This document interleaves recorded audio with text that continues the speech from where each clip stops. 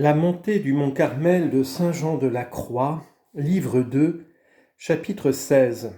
Sommaire: les représentations imaginaires que Dieu opère surnaturellement dans la fantaisie ne peuvent servir comme moyen prochain à l'âme pour parvenir à l'union divine. Puisque nous avons parlé des représentations que l'âme peut recevoir naturellement par les opérations de l'imagination et de la fantaisie, il est juste de traiter de celles qui lui sont infuses surnaturellement et qui, étant assujetties aux images corporelles, appartiennent aussi au sens intérieur et matériel.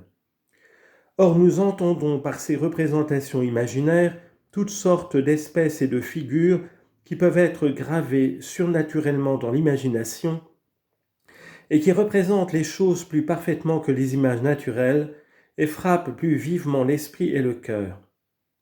Car les espèces corporelles que les sens extérieurs produisent, qui représentent les objets à l'âme et qui y résident comme dans leur siège naturel, peuvent être aussi présentées surnaturellement à l'âme sans le secours des mêmes sens, parce que la fantaisie et la mémoire sont comme le réservoir de ces images au regard de l'entendement, lequel les y contemple, en forme ses connaissances et en porte tel jugement qui lui plaît.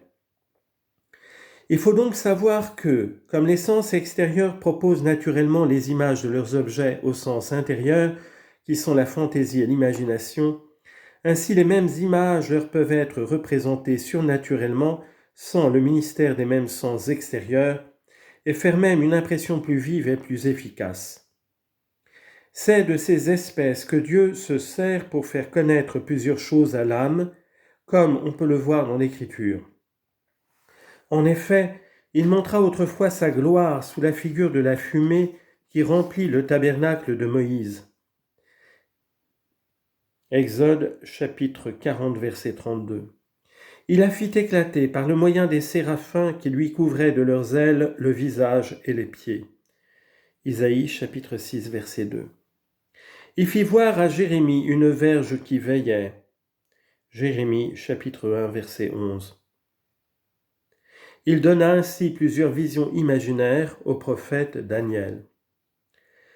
Le démon s'efforce pareillement de séduire les âmes par des représentations qui paraissent vraisemblables, comme il est marqué dans le 3e livre des Rois, chapitre 22, verset 11. Car il forma des cornes de fer dans l'imagination des prophètes que le roi Akab consulta, pour signifier que le roi détruirait les Assyriens. Mais l'effet prouva que cette prédiction était fausse, et de cette manière le démon trompa ce malheureux prince. La vision que la femme de Pilate eut en dormant, et qui ne tendait qu'à empêcher les Juifs de condamner Jésus-Christ à mort, et plusieurs autres vues imaginaires, sont de même nature, et n'ont pour fin que de surprendre les hommes. Or, ces sortes de visions imaginaires arrivent plus souvent à ceux qui ont fait quelques progrès dans les voies de Dieu que les figures corporelles des sens extérieurs. Le plus, en tant que toutes sont des images, elles ne diffèrent pas les unes des autres. Mais en ce qui regarde leur perfection et leurs effets, il y a une différence considérable. Celles qui sont surnaturelles et plus intimes à l'âme sont plus subtiles et plus délicates, et font de plus grands effets. Celles qui sont tout ensemble surnaturelles et extérieures sont moins intimes à l'âme et moins subtiles.